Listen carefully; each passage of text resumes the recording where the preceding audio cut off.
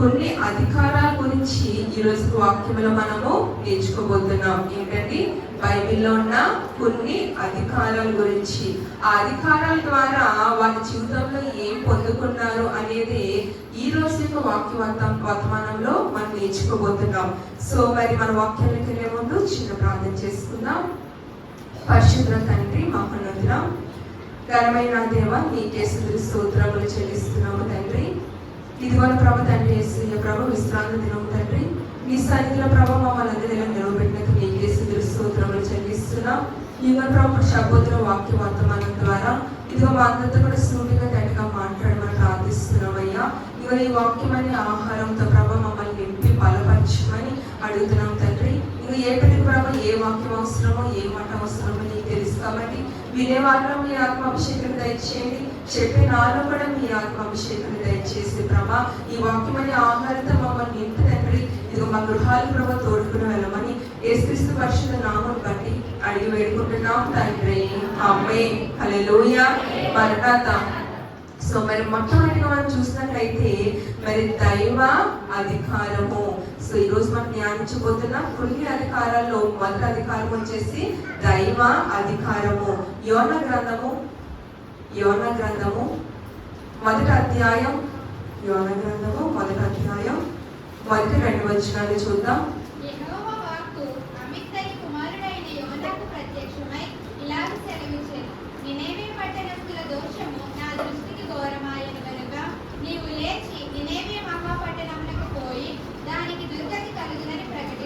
చాలండి. ఇక్కడ చూస్తున్నాం కదా, నినేవే పట్టణస్థుల దోషము నా దృష్టికి ఘోరమాయను కనుక నీవు లేచి నినేవే మహాపట్టణములకు పోయి దానికి దుర్గతి కలుగునని ప్రకటింపము. హల్లెలూయా. మరణాత. సో మరి ఇక్కడ మనం చూస్తున్నాం కదా, ఇక్కడ ఎవరి యొక్క అధికారం కనిపిస్తుంది చెప్పాలి?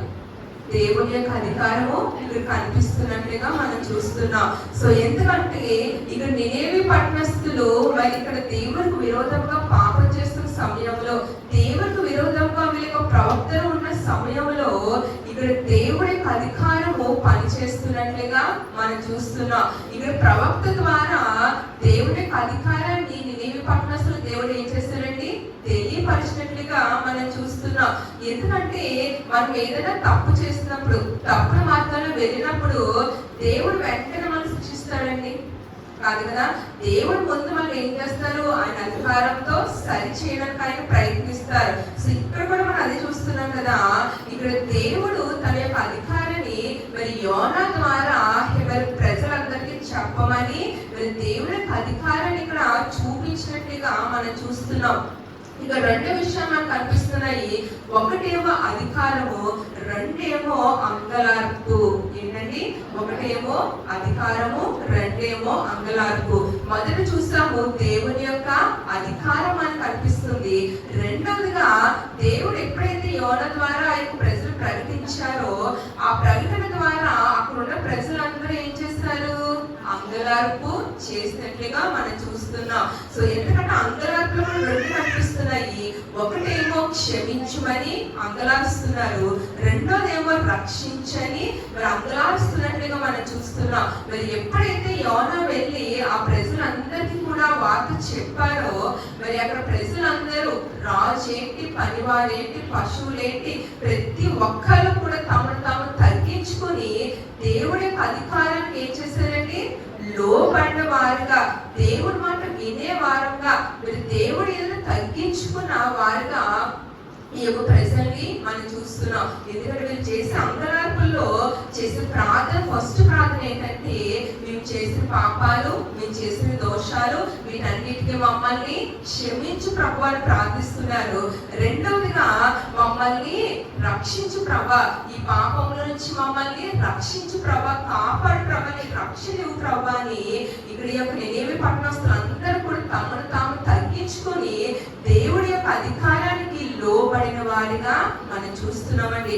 ఈ 40 దినాలు కూడా మన సిలువ ధ్యానాలు ఏకమిస్తున్నామంటే మనం కూడా చేయవలసింది ఏంటంటే దేవుని సన్నిధిలో అంగలార్పణ చేయాలి. మమ్మల్ని క్షమించు ప్రభు, మాలో పాపం ఏదైనా ఉన్నట్లయితే, సో అలాగే మమ్మల్ని రక్షించు ప్రభు అని ఈ 40 దినాలు కూడా సిలువ మధ్యాహ్నం మనం ఏం చేయాలండి? అంగలార్పించేలాగా ఉండాలి. ఎందుకంటే బయట పరిస్థితులు చూస్తున్నాం, ఆయనకు రెండవ రాకడ అతి సమీపంలో ఉందని సూచన వస్తున్నాయా లేదా? యుద్ధాలు జరుగుతున్నాయా లేదా? దేశం మీద దేశము యుద్ధాలు చేసుకుంటున్నాయా లేదా? ఆ వార్తలన్నీ మనకు వినబడుతున్నాయా లేదా? ఇవన్నీ కూడా చూస్తే దేవుని యొక్క రెండవ రాకడ అతి సమీపంగా ఉందని మరి లోకంలో బయట జరిగే సంఘటనను బట్టి మనందరికీ కూడా అర్థమవుతుంది. సో కాబట్టి లోకంలో మనం జీవిస్తున్నాం కాబట్టి మరి ఆయన యొక్క రక్షణ ఇవ్వాలండి, మనకు కావాలి. ఎందుకంటే బయట ఎక్కడ చూసినా పరిస్థితులు ఏది కూడా మరి బాగుంటలేదు, చెడు ఎక్కువ అయిపోతున్నట్లుగా మనం చూస్తున్నాం. మనకి దేవదాసకి రాస్తారు కదా మరి 54వ కీర్తనలో, చెడు ఎక్కువగుచున్నది భూలోకమున, చెడు ఎక్కువగుచున్నది, చెడుగుపై మంచిపై చేయగలదౌనట్లు విడవుగా ప్రార్థించుడి, మీ ప్రార్థన కడవరకు బోనియుడి, మీ ప్రార్థన కడవరకు బోనియుడి, బహుగా ప్రార్థన చేయుడి, ఇక మీదట బహుగా ప్రార్థన చేయుడి, బహుగా ప్రార్థన చేసి బలమున్ సంపాదించి మహిలో కీడును గెలువుడి, దేవునికెప్పుడు మహిమ కలుగానియుడి, దేవునికెప్పుడు మహిమ కలుగానియుడి. హల్లెలూయా. మరణత మీరు పైగా రాశారు కదా, చెడు ఎక్కువగుచున్నది భూలోకమున ఏమైపోతుందంటే చెడు ఎక్కువగుచున్నది. కాబట్టి ఆ చెడుని మంచిపై మనం కలవాలంటే మన జీవితంలో ప్రతిరోజు ఏముండాలంట? ప్రార్థన ఉండాలి. బహుగా మనము ప్రార్థన చేసినట్లయితే దేవుడు మనందరినీ కూడా ఏం చేస్తారండి? రక్షిస్తారు. కాబట్టి మొట్టమొదటి మనం చూస్తాము దైవ అధికారము. మరి రెండోదిగా మనం చూసినట్లయితే రాజు యొక్క అధికారము. దానియేలు గ్రంథము 3వ అధ్యాయం, దానియేలు గ్రంథము 3వ అధ్యాయం 15వ వచనం.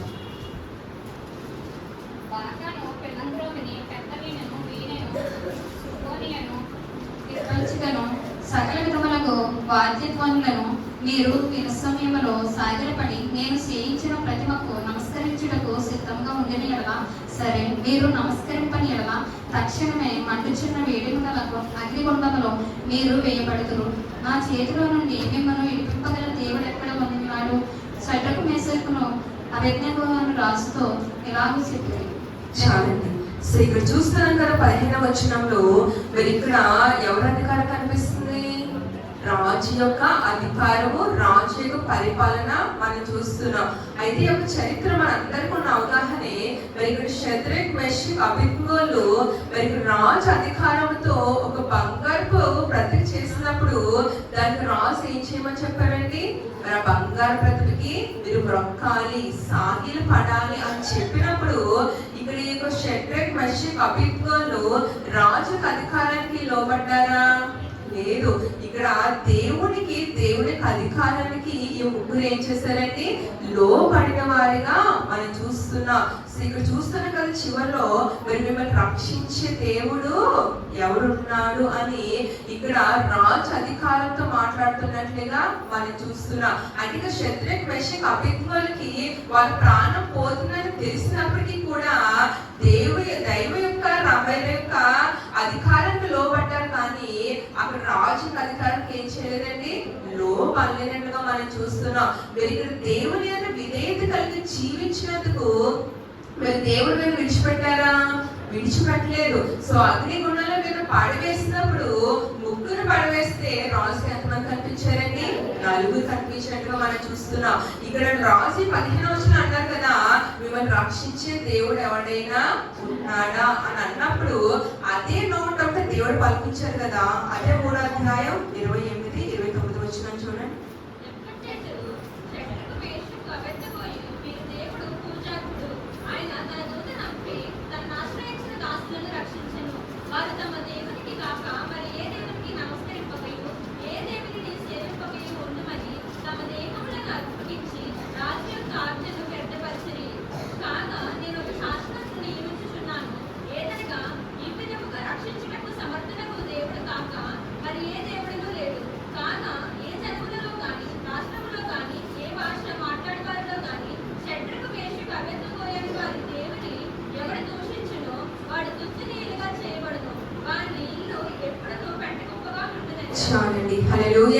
మరణాత.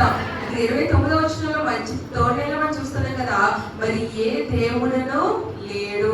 ఇక్కడ చూస్తున్న రక్షించుటకు సమర్థులకు దేవుడు కాక మరి ఏ దేవుడును లేడు.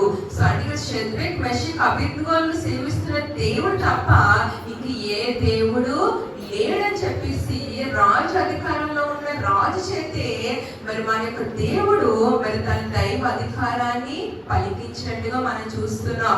సో ఇక్కడ ముగ్గురిని కూడా అందరూ వేసినప్పటికీ కూడా దేవుడు తన దూతను పంపించి వాళ్ళకి తల వెంటికి కూడా మరి కాలకుండా వాళ్ళ క్షేమంగా దేవుడు ఏం చేశారండి, రక్షించినట్టుగా మనం చూస్తున్నాము. ఆ అగ్గిని బొగ్గి చేసినట్టుగా మనం చూస్తున్నాం.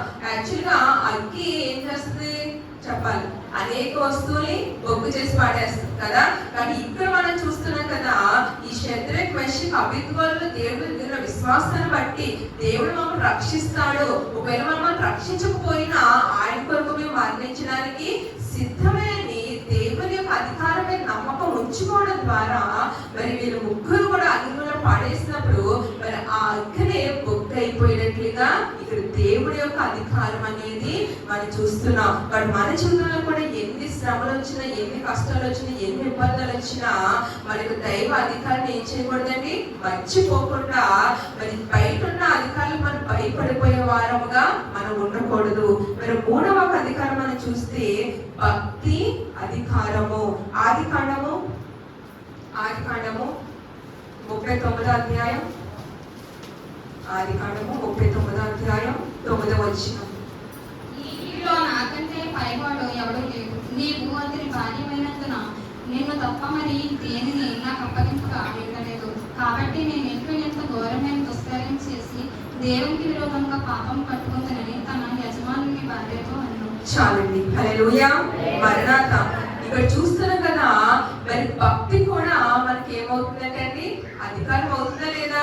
మన దేవుడి యొక్క భయభక్తులు కలిగి జీవించినట్లయితే మన యొక్క భక్తి మన ఏదో ఒక రోజు ఒక అధికారంలో ఖచ్చితంగా నిలవబడుతుంది అనడానికి ఇక్కడ యోసేపు యొక్క జీవితమే మనకు ఉదాహరణగా ఉంది. మరి ఇక్కడ మనం చూస్తున్నాం కదా, మరి ఇక్కడ యోసేపుకి పాపం చేసే అక్కడ పరిస్థితి వచ్చినప్పుడు యోసేపు ఎవరికి భయపడ్డారు?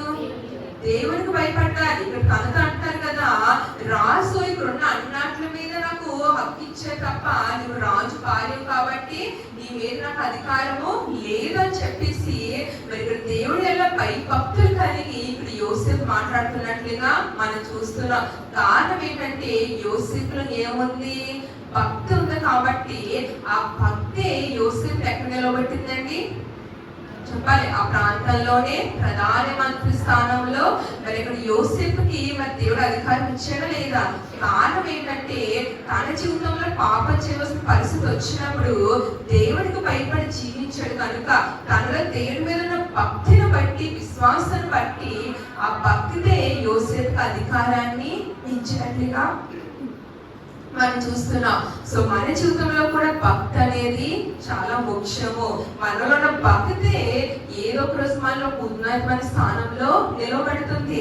సో అందుకే ప్రతి ఆదివారము దేవుని ఆరాధనలో పాల్గొనాలి. సో అలాగే ప్రతి రోజు ప్రార్థన చేసుకోవాలి, ప్రతి రోజు వాక్యం చదువుకోవాలి. ఈ 40 దినాలు శిలువ ధ్యానాల్లో తప్పిపోకుండా మన భక్తి మన దేవునికి చూపించినట్లయితే మన భక్తి ఏదో ఒక రోజు మనలో ఉన్నతమైన స్థానంలో నిలవబడుతుంది. మరి ఇక్కడ యోసేపు జీవితం అదే నేర్పిస్తుంది కదా. ఎందుకంటే యాకోబు అందరికీ తెలుసు కదా, తన యొక్క భక్తులు ఏం చేశాడు, అమ్మేసుకున్నాడు లేదా? ఒక పూట కూటి కొరకు తన యొక్క భక్తిని అమ్మ వేసుకున్నాడు. కానీ ఇప్పుడు యోసేపు చూసినట్లయితే తన భక్తిని నిలవబెట్టుకోవడం ద్వారా మరి యొక్క ప్రధానమంత్రి స్థానం దేవుడు ఏం చేస్తాడండి, తీసుకెళ్ళినట్టుగా మనం చూస్తున్నాం. కాబట్టి మన భక్తి ఏదో ఒక రోజు ఖచ్చితంగా మన ఉన్నతమైన స్థానంలో నిలవబెడుతుంది. కాబట్టి మనందరి జీవితంలో దేవుడి భక్తి అనేది నిలవబెట్టుకునే వారముగా ఉండాలి. మరి 4వదిగా మనం చూస్తే మరి జ్ఞాని యొక్క అధికారము. మొదటి రాసుల గ్రంథము 1వ అధ్యాయం 39వ వచనం.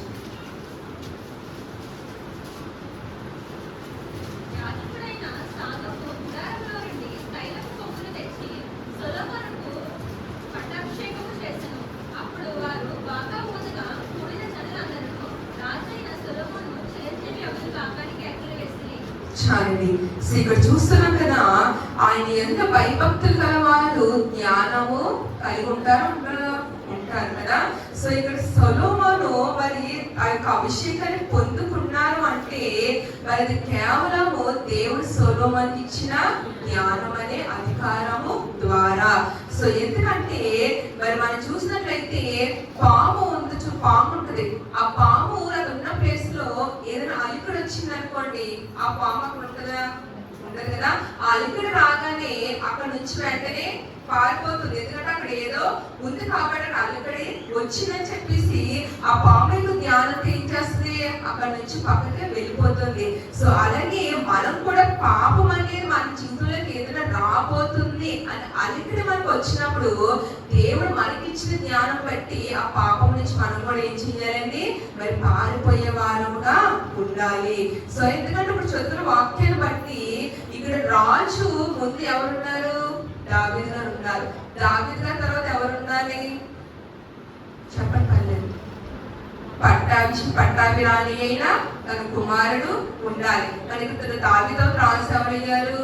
సొలొమోను అయ్యారు. కారణం ఏంటంటే మరి సొలొమోనుకి దేవుడిచ్చిన జ్ఞానాన్ని బట్టి, తనలోని విశ్వాసాన్ని నమ్మకాన్ని బట్టి దావీదు తర్వాత సొలొమోను దేవుడు ఏం చేశాడండి, రాజుగా ఎంపిక చేసుకున్నట్లుగా మనం చూస్తున్నాం. కారణం ఏంటంటే ఇక్కడ సొలొమోను దేవుడిచ్చిన జ్ఞానం అనే అధికారము ద్వారా.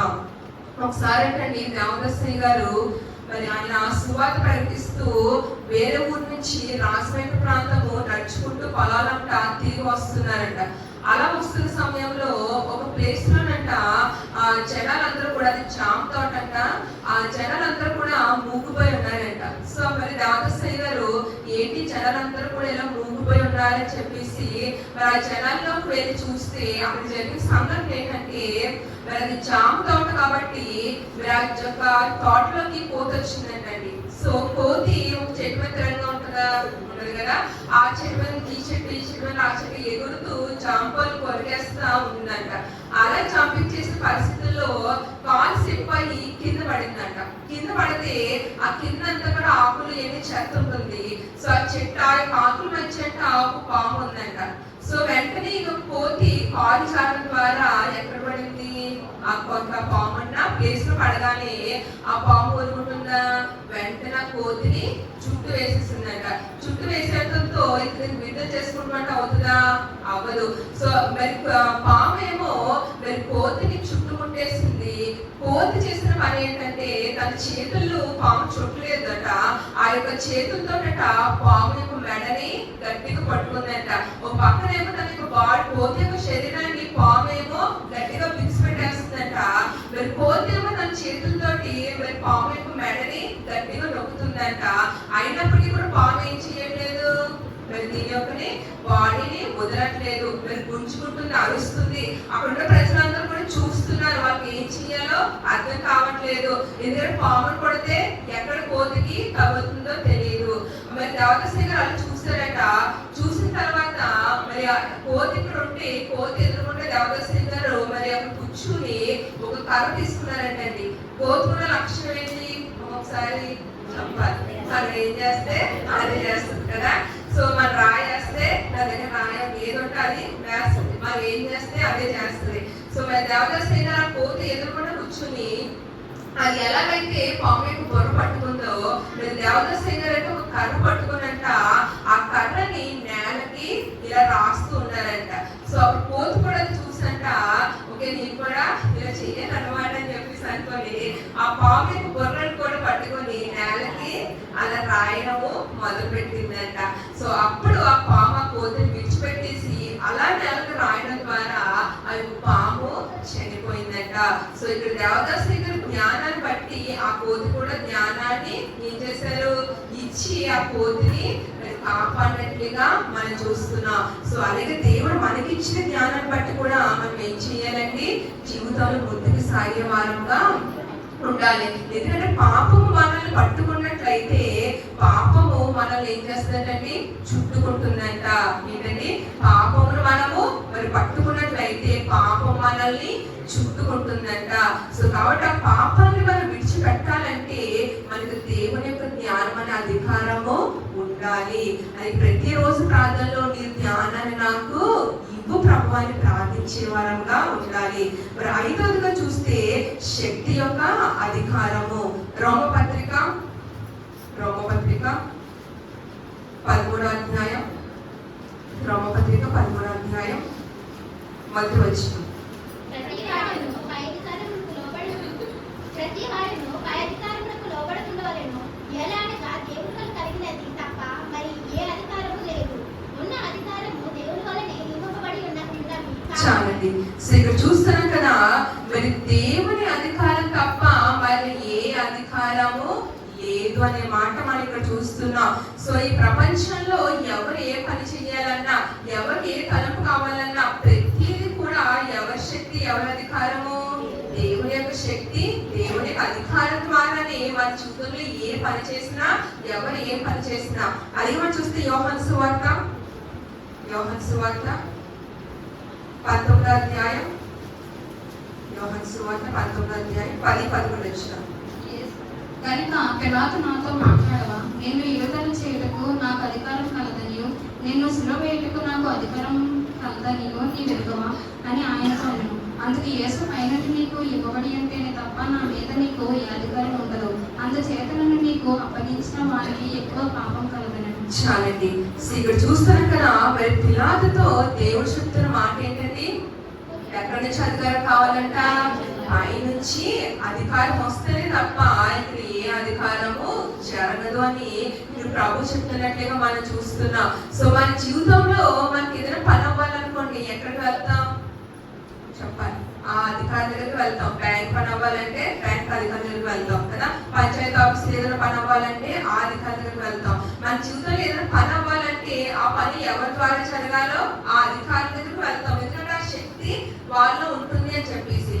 కానీ వాళ్ళు ఆ పని చెయ్యాలన్నా వాళ్ళకి అధికారం ఎవరు ఇవ్వాలి? దేవుడు ఇవ్వాలి. దేవుడి శక్తి, దేవుడి అధికారం ద్వారానే వాళ్ళు కూడా మనకు ఆ పని చేసి పెడతారు. అందుకే మన జీవితంలో ఎవరి దగ్గర ఏదైనా పని కొరకు వెళ్ళినప్పుడు మనం చేయవలసిన పని ఏంటి? దేవుడి సన్నిధిలో ప్రార్థన చేసుకుని వెళ్ళినట్లయితే నీ శక్తి, నీ ధ్యానం, నీ తోడు కావాలయ్యా. నీ పని మీద వెళ్తున్నాను, వాళ్ళ పని చేసేటట్లుగా నీ శక్తి, నీ అధికారాన్ని దయచేయ ప్రమాణం ప్రార్థన చేసినట్లయితే ఆ యొక్క పని చేసేటట్లుగా దేవుడు సహాయం చేస్తాడు. ఎందుకంటే ఏ పని జరగాలన్నా, మనం ఏది సాధించాలన్నా అది కేవలము దేవుని యొక్క శక్తి ద్వారానే. సో మరి రోజు ఎలాగే నీకు దేవుడి సేవలు వాడబడుతున్నానంటే అది నా శక్తి అధికారమా, దేవుని శక్తి అధికారమా? దేవుని శక్తి అధికారమే. సో ఎందుకంటే ఎక్కడికైనా అదే చెప్తా, ఇది నా కృప, నా శక్తి, నా బలం కాదు, కానీ దేవుని యొక్క శక్తి, దేవుని యొక్క బలము, ఆయన కృపే. ఎందుకంటే ఆయన శక్తి, ఆయన కృప లేనిదే ఈ రోజు మహాసభల గురించి ప్రకటించడానికి నేను సంఘాలు వెళ్తున్నానంటే అది కేవలము ఆయన శక్తి, ఆయన అధికారం ద్వారా నాకు పంపిస్తున్నాను తప్ప నా శక్తి, నా గొప్పతనము ఏమీ కాదు. సో ఆయన శక్తి మనకు కావాలంటే ఆయన ఎలా మనం ఏం కలిగి ఉండాలి? విశ్వాసము, నమ్మకము కలిగి ఉన్నట్లయితే, ఆయన ప్రార్థన జీవితం కలిగి ఉన్నట్లయితే ఆయన శక్తి అధికారమే మన జీవితంలో అనేక అద్భుత కార్యాలు జరిగిస్తాయి. అది 6వదిగా మనం చూస్తే చివరిగా వాక్య శక్తి. 2 తిమోతి 3వ అధ్యాయం 16-17 వచ్చిన. సన్నద్ధుడై ప్రతి సత్కార్యమును పూర్ణముగా సిద్ధపడి ఉన్నట్లు దైవావేశం వలన కలిగిన ప్రతి లేఖనము ఉపదేశించుటకును, ఖండించుటకును, తప్పు దిద్దుటకును, నీతి యందు శిక్ష చేయుటకును ప్రయోజనకరమైనది. సో ఇక్కడ చూస్తున్నాం కదా, మరి ఇక్కడ వాక్యం అనే శక్తి. సో ఇక్కడ చూస్తున్నాం కదా, దైవజనుల కంటండి మరి ఏముండాలంటండి? వాక్య శక్తి ద్వారా ఇక్కడ మనం చూస్తున్నాం కదా, మరి ఉపదేశించుటకను, ఖండించుటకను, తప్పు దిద్దుటకను, నీతి యందు శిక్ష చేయుటకును ప్రయోజనకరమై ఉన్నది. ఏంటిది? దేవుని యొక్క వాక్యము.